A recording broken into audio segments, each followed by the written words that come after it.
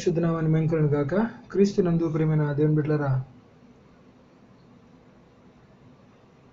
గత 6 మాసములు దేవుని యొక్క మహా గొప్ప కనికరాన్ని బట్టి ప్రభు మనల్ని కాపాడి ఈ యొక్క 7వ మాసములో మనల్ని చేర్చిన దేవునికి నిజంగా ఎంతగానో మనం వందనాలు, కృతజ్ఞతాస్తుతులు చెల్లించవలసిన వారమై ఉన్నాం. దేవుని బిడ్డలారా, గత దినముల్లో ఈ యొక్క కరోనా వ్యాధి బారిన పడి ఎంతోమంది చనిపోయారు. కొంతమంది భయంతోనే చనిపోయారు. పరిస్థితులు చాలా భయానకంగా ఉన్నాయి. దేశం యొక్క స్థితిగతులు చాలా దుఃఖసహితంగాను బాధాకరంగాను ఉన్నాయి. ఆయనను దేవుని యొక్క కనికరమును బట్టి ఈ జూలై మాసంలో అడుగుపెట్టడానికి దేవుడు మనకు కృప చూపించాడు. ఈ జూలై మాసంలో ఒక వాగ్దానపు వాక్యమును ధ్యానించుకోవడం కంటే మనము చేయవలసిన పని ఏంటో తెలుసుకొని దేశము ఇలాంటి పరిస్థితుల్లో ఉన్నప్పుడు భక్తులు ఏం చేశారో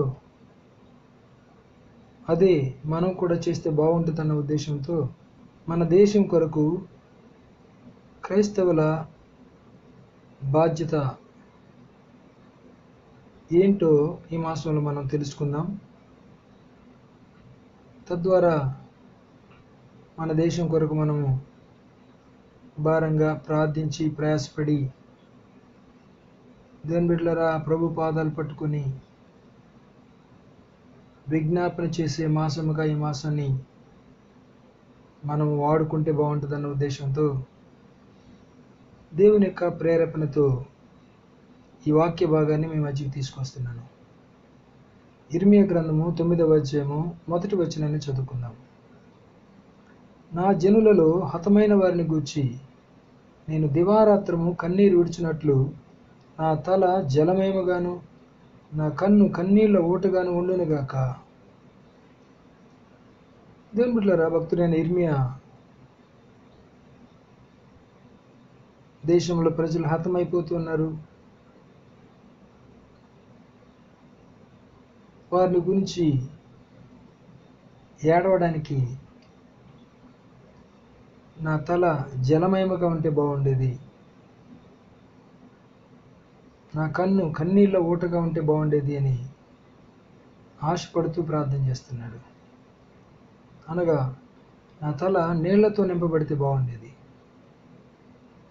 నా కన్ను కన్నీళ్ళ ఊటగా కొనసాగించి నీళ్లు ప్రవహిస్తూ ఉంటే, అలాగే దేశం కోసం ప్రజల కోసం ఏడిస్తే బాగుండేది అన్నట్టుగా భక్తుడు ఆశపడి ఈ కోరికను పెడుతున్నాడు. మన జీవితంలో కూడా దేవుని బిడ్డలారా, ఇలాంటి ఆశ కలిగిన వారమై మనం ప్రార్థించవలసిన వారమై ఉన్నాం. ఇర్మియా గ్రంథం 8వ అధ్యాయం 22వ వచనాన్ని మనం గమనించినట్లయితే, గిలాదులో గుగ్గిలం ఏమీ లేదా, అక్కడ ఏ వైద్యుడును లేడా, నా జనులకు స్వస్థత ఎందుకు కలుగకపోవచ్చున్నది అని రాయబడింది. ఆ దినాల్లో కూడా దేవుని బిడ్డలారా, ఇలాంటి పరిస్థితి ఏర్పడినట్లుగా వాక్యం చూస్తున్నాం. జనులకు స్వస్థత దొరకట్లేదంట. అందుకే అక్కడ ఏం వైద్యుడు లేడా, అక్కడ గిలాదులో గుగ్గిలం లేదా అని అడుగుతున్నాడు, అనగా మెడిసిన్ లేదా అని అడుగుతున్నాడు. క్రీస్తునందు ప్రియమైన దేవుని బిడ్డలారా, మనం కూడా అనేక మాసములుగా మెడిసిన్ లేక దేవుని బిడ్డలారా కలవరపడిపోయాం.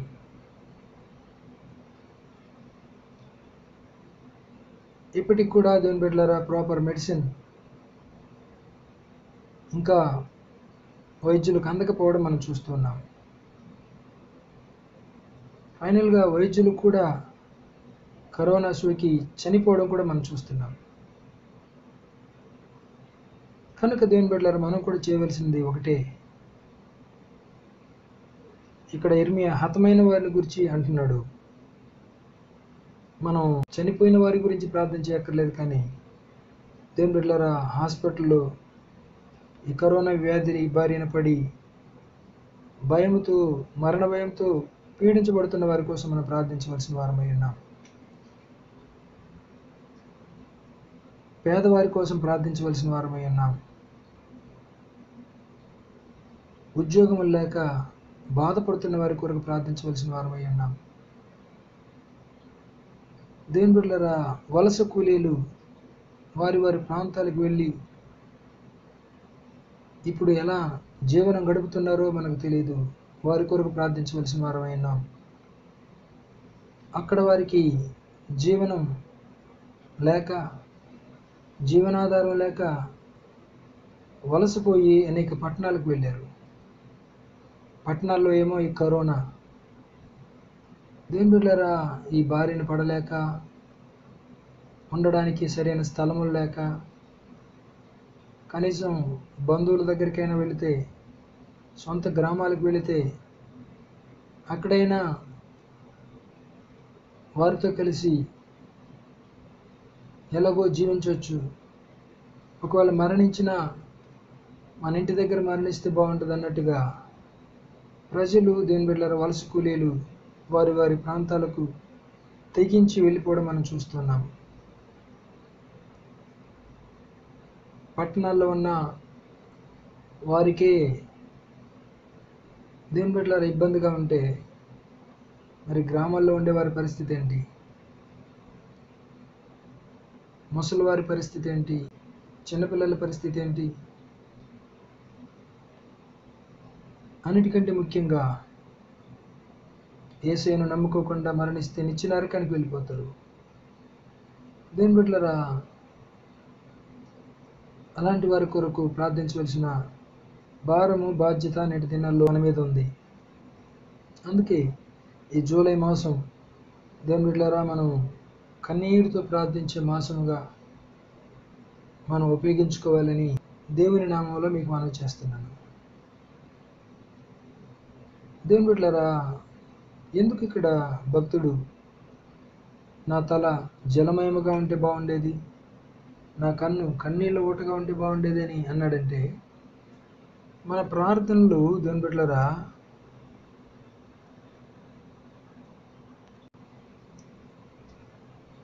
కన్నీళ్లతో కలిసి దేవుని బిడ్డలారా దేవుని సన్నిధికి వెళ్ళడం అది ఎంతైనా దీవెనకరం. మరొక మాటలో చెప్పాలంటే, మామూలు ప్రార్థనల కంటే కన్నీటి ప్రార్థనలకు దేవుడు బహు త్వరితముగా జవాబు చెప్తాడని అనేకమైన వాక్యాలు మనకు బోధిస్తున్నాయి. దైవ గ్రంథాన్ని మనం గమనించినట్లయితే 2వ రాజుల గ్రంథము 20వ అధ్యాయము మొదటి 5 వచనాలను మనం గమనించినట్లయితే, ఆ దినముల్లో హిజ్కియాకు మరణకరమైన రోగం వచ్చింది. అప్పుడు దేవుడు ఆమోజు కుమారుడైన యెషయా ప్రవక్తకు ఒక మాట సెలవిచ్చి వెళ్ళి హిజ్కియాతో ఆ మాట చెప్పమన్నాడు. ఆ మాట ఏంటంటే, నువ్వు మరణమవుచున్నావు గనుక, బ్రతకవు గనుక నీళ్లు చక్కబెట్టుకోమని హిజ్కియా రాజుతో చెప్పమన్నాడు. దేవుని బిడ్డలారా, హిజ్కియా వెళ్ళి ఆ మాటలు దేవుడు చెప్పినట్లుగానే చెప్పాడు. వెంటనే హిజ్కియా దేవుని బిడ్డలారా తన ముఖము గోడ వైపు త్రిప్పుకొని, గోడ అనగా ఆశ్రయము అని బైబిల్ గ్రంథంలో రాయబడింది, తన ఆశ్రయమైన దేవుని వైపు తిప్పుకొని దేవుని సన్నిధిలో దేవుని బిడ్డల కన్నీళ్లు విడిచుచు ప్రార్థించడం రాయబడింది. హిజ్కియా కన్నీళ్లు విడిచుచు యెహోవాను ప్రార్థించును అని రాయబడింది. క్రీస్తునందు ప్రియమైన దేవుని బిడ్డలారా, కన్నీటి ప్రార్థన ఎంత త్వరితముగా జవాబు తీసుకొస్తుందో దేవుని బిడ్డలారా బైబిల్ గ్రంథం మనకు చక్కగా బోధిస్తూ ఉంది. ఆ మాట చెప్పగానే హిజ్కియా కన్నీటితో ప్రార్థన చేశాడు. యెషయా ప్రవక్త ఆ మాట చెప్పి తిరిగి వెళుతుండగా అతను నడిమిసాల్లో నుండి అవతలకు వెళ్ళక మునిపే మరలా యెహోవాకు అతనికి ప్రత్యక్షమై, మరలా నువ్వు వెళ్ళి నా ప్రజలకు అధిపతి అయిన హిజ్కియాతో ఈ మాటలు చెప్పు. నీవు కన్నీళ్లు విడుచుట చూచితిని, నీ ప్రార్థన నేను అంగీకరించి ఉన్నాను. నేను నిన్ను బాగు చేసేదను. 3వ దినమున నీవు యెహోవా మందిరమునకు ఎక్కి వెళ్ళుదు అని చెప్పాడు. అంత మాత్రమే కాదు, ఇంకా 15 సంవత్సరములు అనగా 15 సంవత్సరాల ఆయుష్ నీకు ఇచ్చేదని చెప్పాడు. దేవుని బిడ్డలారా చూడండి, కన్నీళ్ళ ప్రార్థనకు దేవుడు ఎంత త్వరితముగా జవాబిచ్చాడు. దాంతోపాటు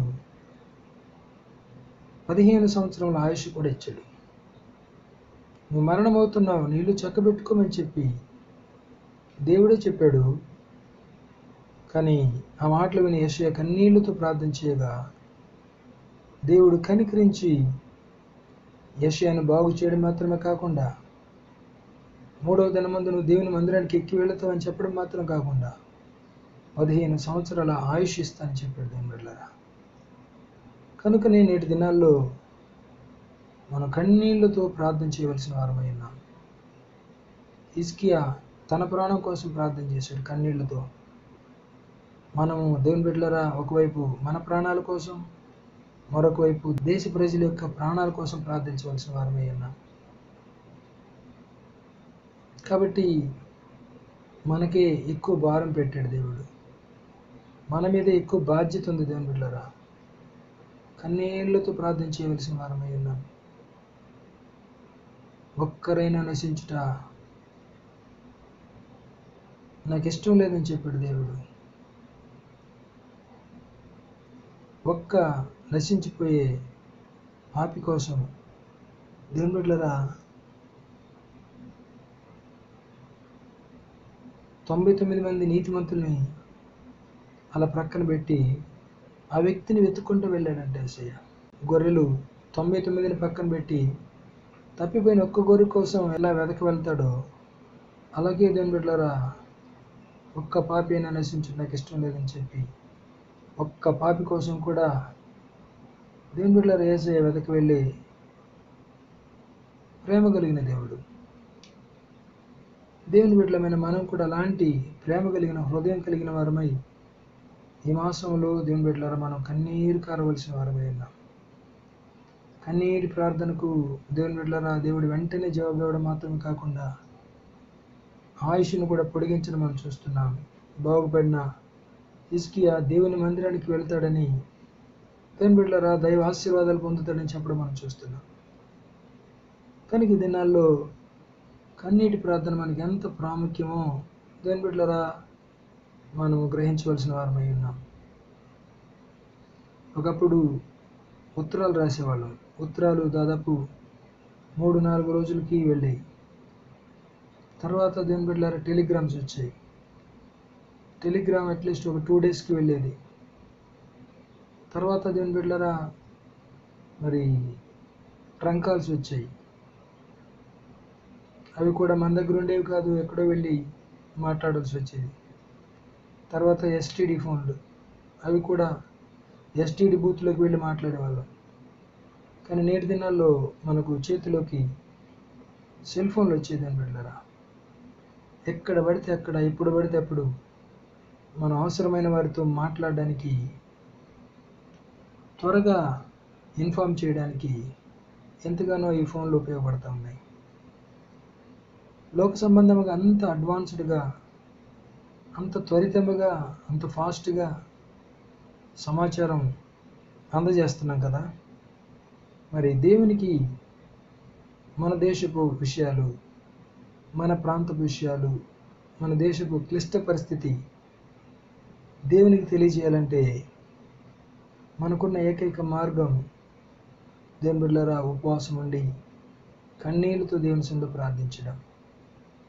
గత మాసంలో ఒక 3 రోజులు దేవుని సన్నిధిలో ఉపవాసం ఉండడానికి దేవుడు మనకు సహాయం చేశాడు. దేవుని బిడ్డలు ఎంతోమంది ఉపవాసాలు ఉండి ప్రార్థన చేశారు. అందరు బట్టి ప్రార్థించిన ప్రతి దేవుని బిడ్డలందరికీ కూడా వందనాలు తెలియజేస్తున్నాను. ఈ మాసంలో ఉపవాసంతో పాటు దేవుని బిడ్డలారా కన్నీళ్లతో ప్రార్థన చేయవలసిన వారమై ఉన్నాం. అందుకే దేవుడు ఇర్మీయా గ్రంథం 9వ అధ్యాయం 1వ వచనం ద్వారా మనతో మాట్లాడుతున్నాడు. మన తలను జలమయముగా చేయమని ప్రార్థన చేద్దాం.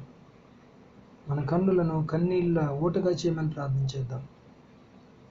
హిజ్కియా ప్రార్థన వెంటనే జవాబు ఎలా తీసుకొచ్చిందో దేవుని బిడ్డలారా మన ప్రార్థన కూడా జవాబు తీసుకొచ్చి మన దేశానికి క్షేమాన్ని, స్వస్థతను, విడుదలను కలుగు చేయనట్లుగా మనం ప్రయాసపడదాం. దేవుని బిడ్డలారా ఆ దినాలలో హామాను అనే యూదులకు శత్రువుగా ఉండే ఒక అతను ఉన్నాడు. హామానికి యూదులంటే గిట్టదు. యూదులంటే ఎక్కడ లేని కోపం.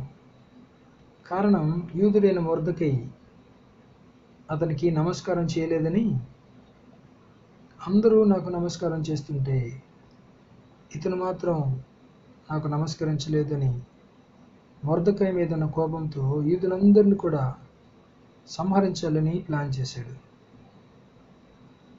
ఆ దినాల్లో మొర్దెకై ఎస్తేరుకి ఏం చెప్తాడంటే,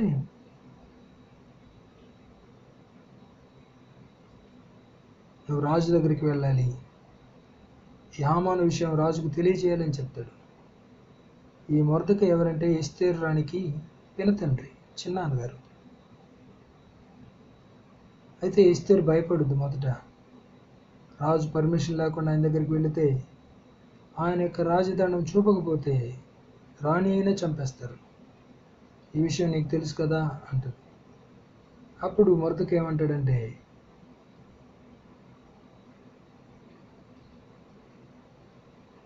ఎస్తేరు గ్రంథం 4వ అధ్యాయము 13వ వచనం. మొర్దెకై ఎస్తేరుతో ఇట్లు ప్రత్యుత్తరం ఇచ్చి, రాజనగరులో ఉన్నంత మాత్రము చేత యూదులందరికంటే నీవు తప్పించుకుందువని నీ మనసులో తలంచుకొనవద్దు. నీవు ఈ సమయమందు ఏమీ మాట్లాడక మౌనముగా నున్న యూదులకు సహాయమును విడుదలైన మరొక దిక్కు నుండి వచ్చును. కానీ నీవును నీ తండ్రి ఇంటి వారును నశించుదురు. నీవు ఈ సమయమును బట్టి రాజ్యమునకు వచ్చితివేమో ఆలోచించుకునము అని చెప్పాను. నువ్వు మౌనంగా ఉన్నట్లయితే యూదులకు రక్షణ వేరొక చోట నుంచి దేవుడు పంపిస్తాడు.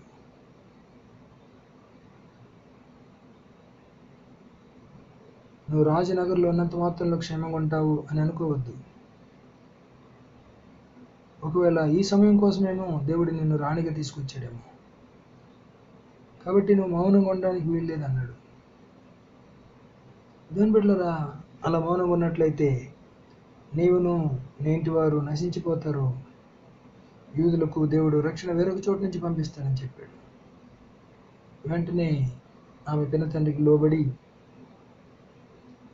3 దినముల ఉపవాస ప్రార్థన తన చెలికెత్తలతో పాటు దేవుని సన్నిధిలో కన్నీరు కారుస్తూ విజ్ఞాపన చేసింది. దేవుని బిడ్డలారా, అలా 3 దినముల ఉపవాస ప్రార్థన అయిన తర్వాత రాజుగారి దగ్గరికి వెళ్తుంది ఆమె. దేవుని బిడ్డలారా, ఉపవాసం ఉండి ప్రార్థించి వెళ్ళింది కనుక రాజు కూడా తన దండమును చూపించాడు. అంత మాత్రమే కాదు, ఎస్తేరు గ్రంథం 8వ అధ్యాయం 3-4 వచనాలు గమనించినట్లయితే, మరి ఎస్తేరు రాజు ఎదుట మనవి చేసుకొని అతని పాదముల మీద పడి అగాగీయుడైన హామాను చేసిన కీడును, అతడు యూదులకు విరోధముగా తలంచిన యోచనను వ్యర్థపరచుడని కన్నీళ్లతో అతని వేడుకొనగా రాజు బంగారు దండమును ఎస్తేరు తట్టు చాపెను. ఎస్తేరు లేచి రాజు ఎదుట నిలిచి. దేవుని బిడ్డలారా, గమనించినట్లయితే దేవుని దగ్గర కన్నీళ్లు కార్చింది. మరి ఇక్కడికి వచ్చి రాజు దగ్గర అతని పాదముల మీద పడి దేవుని బిడ్డలారా కన్నీళ్లతో వేడుకుందంట. వెంటనే రాజు తన బంగారు దండాన్ని చూపించాడు ఎస్తేరు వైపు. ఆమె లేచి ఉన్న పరిస్థితి అంతా చెప్పింది. దేవుని బిడ్డలారా, రాజుకు ఎక్కడ లేని కోపం వచ్చింది. వెంటనే హామాను మొర్దెకై కోసం సిద్ధపరిచిన ఉరికొయ్య సిద్ధంగా ఉంది. అదే ఉరికొయ్య మీద, మొర్దెకై కోసం సిద్ధపరిచిన ఉరికొయ్య మీద హామానును ఉరి తీయమని చెప్పాడు దేవుని బిడ్డలారా. యూదులకు శత్రువైనటువంటి హామాను, అతని కుమారులను కూడా ఉరి తీశారు. ఎస్తేరు యొక్క కన్నీళ్ల ప్రార్థన యూదులకు ఎలా రక్షణను తీసుకొచ్చిందో మనం చూస్తున్నాం. కనుకనే దేవుని బిడ్డలారా, ఇర్మియా అంత భారముగా, అంత బాధ్యతతో, నా తల జలమయముగాను, నా కన్నులు కన్నీళ్ళ ఓటగాను మారితే బాగుండని కన్నీళ్ళ కోసం తప్పిస్తున్నాడు. నా తల జలమయముగా చేయి ప్రభా అంటున్నాడు దేవుని బిడ్డలారా. ఇది నెల మనం కూడా అదే బాధ్యతతో, అదే భారంతో దేవుని చెంత ప్రార్థించి, అయ్యా నా కన్నులు ఎండిపోయినాయి ప్రభువా, నా తల ఎండిపోయిందయ్యా, కన్నీళ్ళు రావట్లేదు, నా దేశం కోసం, నశించిపోయే ఆత్మల కోసం ఏడవడానికి కన్నీళ్ళు రావట్లేదు ప్రభువా, ఎవరో నశించిపోతున్నారని అనుకుంటున్నాను. భారం లేని వ్యక్తిగా, బాధ్యత లేని వ్యక్తిగా ఉంటున్నాను ప్రభువా. అయ్యా నాకు కన్నీటి ప్రార్థన దయచేయి ప్రభువా, నా తలను జలమయముగా చేయి ప్రభువా, నా కన్నులను కన్నీళ్ళ ఓటగా చేయి ప్రభు అని ప్రార్థించాను. అడుగుడి మీకు ఇవ్వబడిన వాక్యం రాయబడింది. మనం ఏమడిగినా ప్రభు ఇస్తాడు. ప్రత్యేకంగా మన దేశం కోసం కన్నీళ్లు కాచి ప్రార్థన చేయాలి అని ఆశపడితే దేవుడు ఇవ్వకుండా ఉంటాడా? కనుక ఈ యొక్క జూలై మాసంలో మనం మోకరించినప్పుడల్లా కన్నీళ్లతో ప్రార్థించగలిగితే,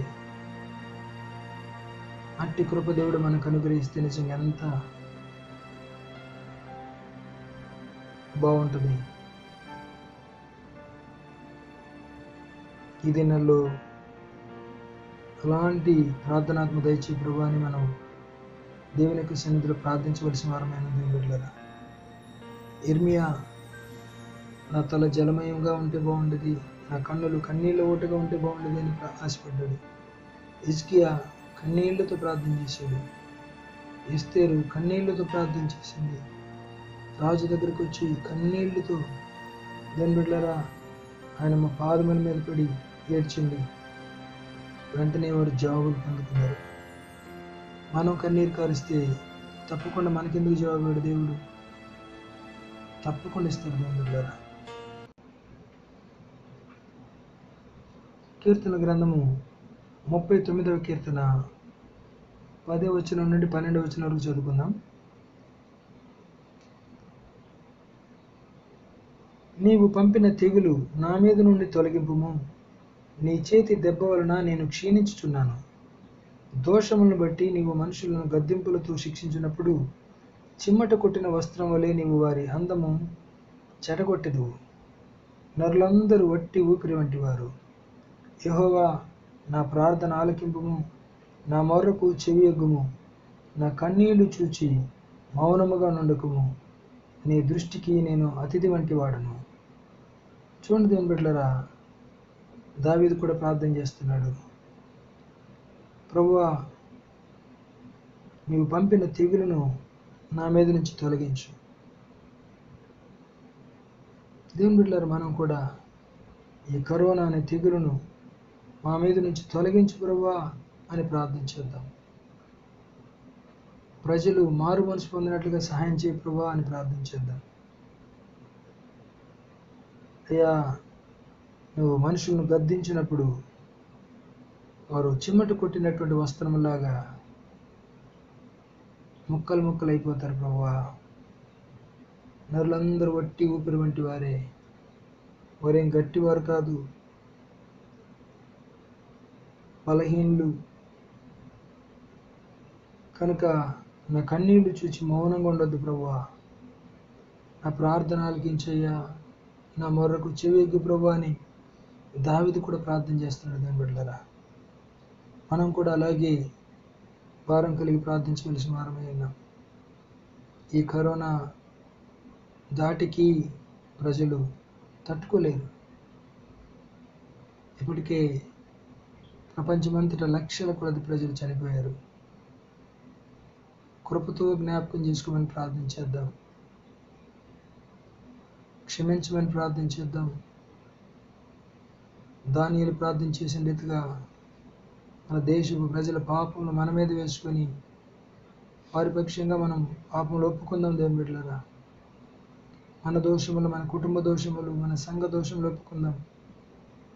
కన్నీటితో ప్రార్థన చేద్దాం. క్రీస్తునందు ప్రియమైన దేవుని బిడ్డలారా, దావీదు అంటున్నాడు, నీవు పంపిన తెగులు నా మీద నుండి తొలగించయ్యా అంటున్నాడు దేవుని బిడ్డలారా. ఒకసారి మా దేశాన్ని జ్ఞాపకం చేసుకో, ఒకసారి మా దేశాన్ని కనికరించి ప్రభువా అని ప్రార్థన చేద్దాం దేవుని బిడ్డలారా. దేవుని యొక్క సంఘం ఉందే దేశం కోసం ప్రార్థన చేయడానికి. దేవుని ప్రజలు ఈ దేశంలో ఉన్నది మన దేశ క్షేమం కోసం ప్రార్థన చేయడానికి.